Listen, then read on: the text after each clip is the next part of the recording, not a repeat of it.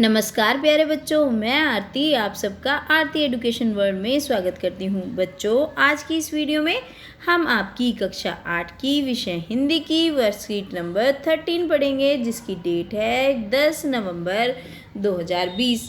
प्यारे बच्चों, जो आपका कार्यपत्रक नंबर 13 आया है, ये भी आपका जो चैप्टर है चिट्ठियों की अनूठी दुनिया जो हम पढ़ रहे हैं उसी को आगे बढ़ाते हैं इस चैप्टर में। चलिए पढ़ते हैं आज की फिर से आपकी मज़ेदार सी वर्कशीट और करेंगे इसके बहुत ही आसान से प्रश्न उत्तर। चलिए पढ़ते हैं। वास्तव में पत्र किसी दस्तावेज से कम नहीं है। मतलब कोई डॉक्यूमेंट, दस्तावेज क्या होते हैं? डॉक्यूमेंट होता है। ये सारे जो आपको पीले पीले शब्द दिख रहे हैं ना, जो आपके पीले हाईलाइट हो रखे हैं येलो कलर में, इसको बाद में हम वर्ड मीनिंग भी देखेंगे और मैं साथ साथ भी आपको बताती जाऊंगी। दस्तावेज का मतलब होता है कोई डॉक्यूमेंट, कोई कागज, इस तरीके से वो कम नहीं है। पंत के 200 पत्र बच्चन के नाम, ठीक है, ये एक किताब का नाम है। 200 पत्र बच्चन के नाम, ये किसने? सुमित्रानंदन पंत ने लिखा था। और निराला के पत्र हमको लिखियो है, ठीक है। निराला के कौन से पत्र थे? हमको लिखियो है, तथा हमको लिखियो है कहाँ? और तथा पत्रों के आईने में दयानंद सरस्वती समेत कई पुस्तकें आपको मिल जाएंगी। समझे? वो जो पत्रों के बारे में कई सारे लोगों ने लिखा है, जैसे पंत ने लिखी है अपनी किताब 200 पत्र बच्चन के नाम, निराला ने लिखा है हमको लिखियो है कहाँ, और दयानंद सरस्वती जी ने भी एक किताब लिखी है पत्रों के ऊपर, पत्रों के आईने में, ठीक है। प्रेमचंद खास तौर पर नए लेखकों को बहुत प्रेरक जवाब देते हैं तथा पत्रों के जवाब में वे बहुत मुस्तैद रहते हैं। इसी प्रकार नेहरू और गांधी के लिखे गए रविन्द्रनाथ टैगोर के पत्र भी बहुत प्रेरक हैं। जो नेहरू और गांधी ने लिखे थे ना पत्र, और रविन्द्रनाथ टैगोर के जो पत्र थे वो भी बहुत लोगों को इंस्पिरेशन देते हैं, प्रेरणा देते हैं। महात्मा और कवि नाम से महात्मा गांधी और रविन्द्रनाथ टैगोर के बीच सन 1915 में 1941 के बीच के पत्राचार का संग्रह प्रकाशित हुआ। जो उन लोगों ने बात करी थी ना, जो महात्मा गांधी और रविन्द्रनाथ टैगोर आपस में बातचीत करते थे, पत्रों के माध्यम से एक दूसरे को चिट्ठी लिखते थे और बताते थे, पहले फ़ोन तो थे नहीं कि उससे बात कर लो, तो जो भी वो बात करते थे उसको प्रकाशित करा गया, है ना, उसको छापा गया, जिसमें बहुत से नए तथ्यों और उनकी मनोदशा का लेखा जोखा मिलता है, जो कई लोगों को पता भी नहीं थी कि क्या वो उस टाइम सोचते थे, कैसे करते थे। तो वो सब चीज़ें उन पत्रों के माध्यम से पता चलती है, ठीक है।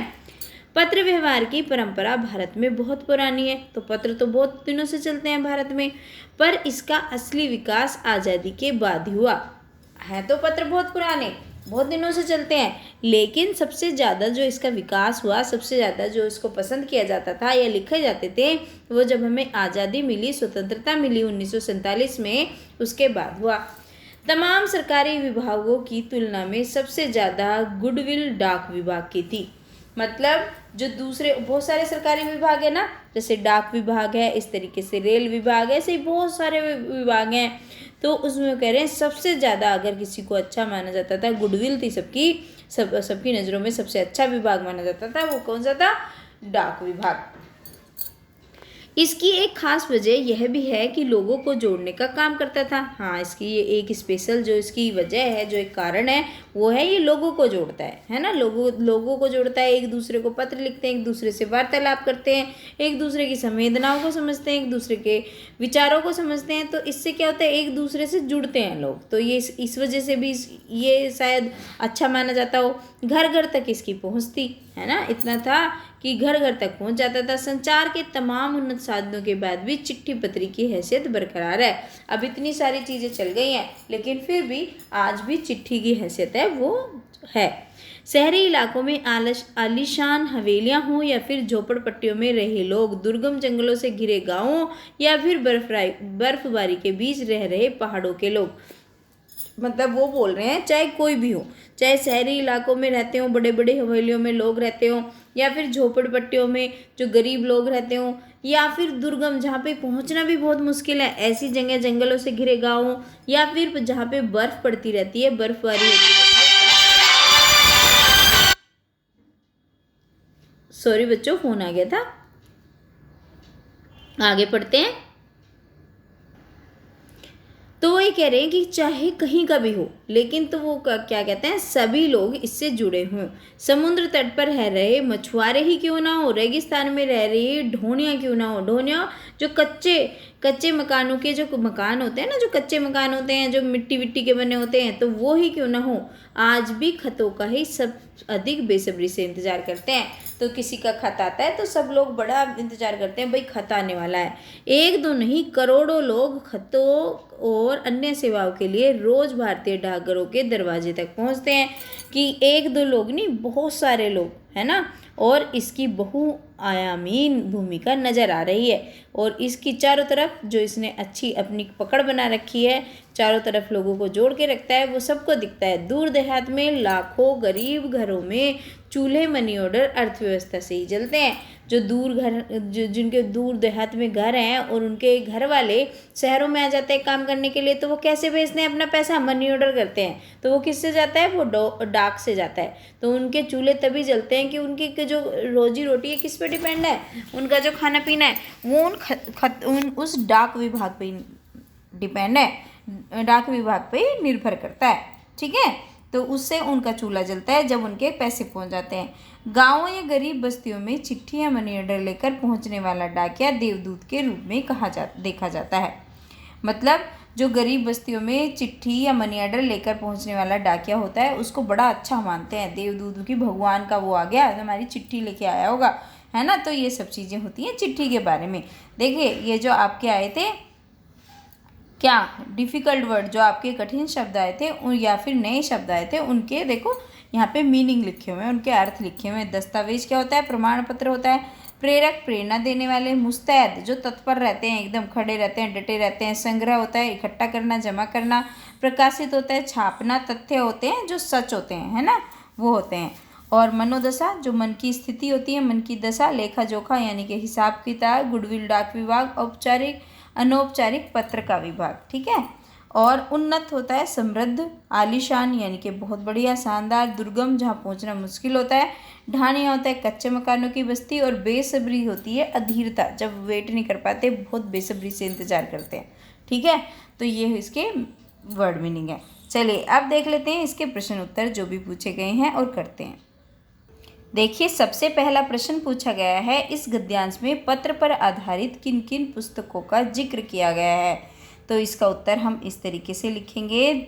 कौन कौन सी पुस्तकों का नाम लिया गया है, जरा याद करो। 200 पत्र बच्चन के नाम, है ना, ये था पत्रों के आईने में, है ना। एक पंत ने लिखा है, एक निराला ने लिखा है। हमको लिखियो है कहाँ, एक या ये लिखी गई है, ये इस पुस्तक का जिक्र करा गया है। और एक करा गया है जो महात्मा और कवि, है ना, जो आपके जो महात्मा गांधी और रविन्द्रनाथ टैगोर, इन दोनों के पत्रों को प्रकाशित किया गया था उस पुस्तक को।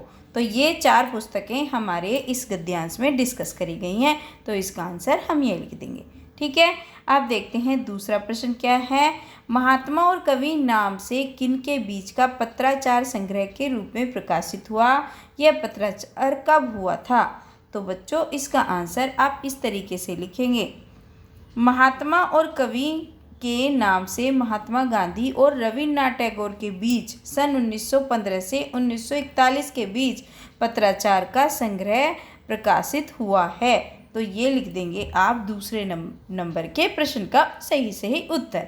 ठीक है, अब देखते हैं तीसरा प्रश्न क्या है। तीसरा है, डाकिये को देवदूत के रूप में क्यों देखा जाता है। तो इसका उत्तर आप इस तरीके से लिखेंगे, क्योंकि वह लोगों के लिए अच्छे अच्छे तोहफे लाता है, क्योंकि वह ईश्वर के दूत की भांति अच्छे बुरे संदेश लेके आता है।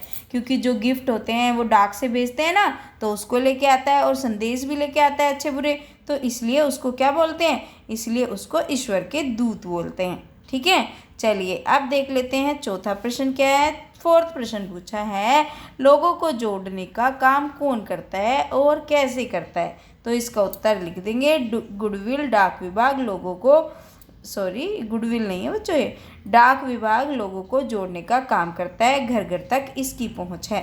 ठीक है, ये हो गया आपके चौथे नंबर के क्वेश्चन का आंसर। अब बच्चों 5वें क्वेश्चन में आपको दी गई है गतिविधि। तो ये क्या है, इस पाठ के आधार पर वर्तमान स्थिति के अनुसार लिखिए कि चिट्ठी तथा पत्र लोगों को जोड़ने का काम कैसे करते हैं? तो इसका उत्तर बच्चों आपको ये देना है। पत्र व्यक्ति की स्वयं की हस्तलिपि में होते हैं जो कि प्रियजन को अधिक संवेदित करते हैं। हम जितने चाहें उतने पत्रों को धरोहर के रूप में समेट कर रख सकते हैं। पत्र लोगों के बीच एक दूसरे का प्यार जताता है और उनके बीच उनकी बात को स्पष्ट करता है। तो क्योंकि ये गतिविधि है तो गतिविधि का मतलब ये है आपको थोड़ा सा बड़ा लिखना है, अपने शब्दों को व्यक्त करना है। तो ये हो गया आपके 5वें क्वेश्चन का आंसर। ठीक है बच्चों, ये हिंदी में 5 को ऐसे लिखते हैं। पता है आपको? नहीं पता तो सीखो, आप हिंदी पढ़ते हो।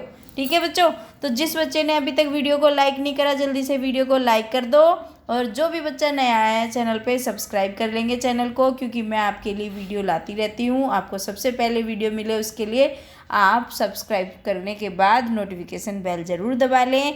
और प्यारे बच्चों, जैसे आप प्यारे से हो अपने प्यारे प्यारे कमेंट भी लिखा करो, क्योंकि मैं आपके कमेंट का मैं बेसब्री से इंतज़ार करती हूँ। और बच्चों, अपने सारे दोस्तों को शेयर करना जिससे उनको भी इस वीडियो का लाभ मिल सके। Thank you.